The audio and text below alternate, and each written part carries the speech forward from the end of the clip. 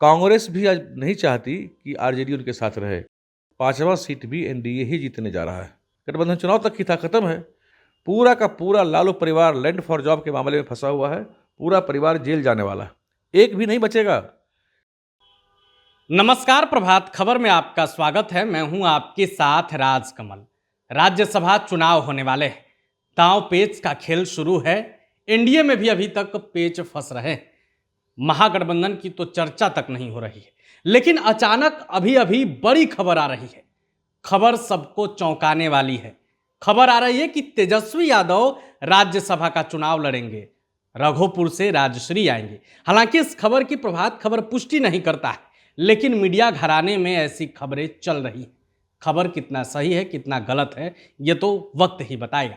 हमारे साथ बीजेपी के बड़े नेता तथा बीजेपी के प्रवक्ता नीरज जी साथ में हैं। तमाम मुद्दों पर इनसे बातचीत करेंगे। सबसे पहले तो स्वागत है आपका। धन्यवाद सर। जिस तरीके से राज्यसभा चुनाव होने वाले हैं, राज्यसभा चुनाव को लेकर गहमा गहमी तेज है। एनडीए अभी तक अपना कुछ फाइनल नहीं कर रहा है। नहीं, देखिए, एनडीए का सारा कुछ फाइनल है। जैसे ही फाइनल होगा, पार्लियामेंट्री बोर्ड हमारा नाम का घोषणा करेगा तो हम आप लोगों को सबसे पहले बताएंगे। 4 सीट तो हमारा कंफर्म मान के चलिए कि हमारा है ही है। और मैं दावे से आज आपके चैनल पे बता दूं, पांचवा सीट भी एनडीए ही जीतने जा रहा है। पांचवा सीट भी एनडीए मतलब जीतेगा। महागठबंधन को आप वहां भी साफ करेंगे? वहाँ भी, क्योंकि हम महागठबंधन की जो स्थिति है, कांग्रेस भी आज नहीं चाहती कि आरजेडी उनके साथ रहे। कांग्रेस भी आरजेडी को सपोर्ट नहीं करेगी। मैं आपके चैनल पे घोषणा कर रहा हूँ। निश्चित रूप से कांग्रेस उनके पीठ में छुरा भोंकने का काम करेगी। ये अंदर की खबर आपको? जी बिल्कुल बिल्कुल। कांग्रेस पार्टी की प्रवक्ता लोग, नेता लोग रोज रोज बोलते हैं कि गठबंधन हमारा नहीं है। गठबंधन चुनाव तक की था, खत्म है। डेली एक दूसरे को छीछा लेदर करते रहते हैं, एक दूसरे के नेताओं की कमियां निकालते हैं। तो गठबंधन चुनाव के पहले ही हवा निकल गई थी, आज भी हवा निकली हुई है। इसलिए दिवास्वप्न देखना हो तो अलग विषय है। हालांकि इसमें एक बात और है जो इंपॉर्टेंट बात है, वो राज्यसभा जाते हैं कि नहीं जाते हैं, ये अलग विषय है। विषय यह है कि तेजस्वी के पास कोई दूसरा ऑप्शन नहीं है। पूरा का पूरा लालू परिवार लैंड फॉर जॉब के मामले में फंसा हुआ है। पूरा परिवार जेल जाने वाला है, एक भी नहीं बचेगा। ये सरकार जी भ्रष्टाचार पे जीरो टॉलरेंस नीति पे सरकार काम करती है। और कोर्ट के काम में, पुलिस के काम में, जांच एजेंसियों के काम में सरकार हस्तक्षेप बिल्कुल नहीं करती है। और जैसे ही निष्पक्ष जांच होगा, तय मानिए पूरा का पूरा लालू परिवार जेल जाएगा। तो कौन बचेगा परिवार में? सिर्फ एक, जिसको कि पार्टी का वो लोग मुखिया बनाएंगे। तो तेजस्वी यादव की जो पत्नी है, रेचल उनका नाम है, इसे राजश्री यादव बोलते हैं। तो यादव समाज से वो है भी नहीं। लेकिन अब देखना होगा कि बिहार का यादव समाज उनको नेता स्वीकार करता है कि नहीं, यह भी देखने वाली बात होगी। तो उनको नेता बनाने के सिवाय, क्योंकि परिवार से बाहर तो ये पार्टी सोच नहीं सकती ना। ये बीजेपी तो नहीं है ना कि हमारे माननीय राष्ट्रीय अध्यक्ष कभी बिहार से नितिन नवीन जी हो सकते हैं, कभी महाराष्ट्र से नितिन गडकरी जी हो सकते हैं। हाँ, परिवार में पार्टी उलझी। परिवार वंशवाद से आगे ये सोच ही नहीं सकते। देखिए, एक ही पार्टी पूरी दुनिया में ऐसी होगी जिसका राष्ट्रीय अध्यक्ष जब से पार्टी बनी तब से लेकर आज तक एक ही आदमी है, लालू यादव, जो कि सिद्ध मुजरिम है। लालू यादव वह पार्टी का राष्ट्रीय अध्यक्ष बना बैठा है। दूसरे को जो बनाए कार्यकारी, वह भी मुजरिम है। तो इन पार्टियों का हश्र बड़ा बुरा होने वाला है। जनता ने इनकी चोली पहले ही उतार दी है। अभी बेकार उछल कूद करके और भी नंगा होने का प्रयास कर रहे हैं, जो कि इनको नहीं करना चाहिए। अच्छा, आपको इस बात की खबर कब लगी कि तेजस्वी यादव भी तैयारी कर रहे हैं राज्यसभा? देखिए, मीडिया घराने से ही खबर हमको भी मिली है मुझे, और मुझे कोई दिलचस्पी भी इसमें नहीं है कि आरजेडी के अंदर कौन क्या करते हैं। मुझे दिलचस्पी इस बात में है कि आरजेडी के प्रत्याशी नहीं जीतेंगे।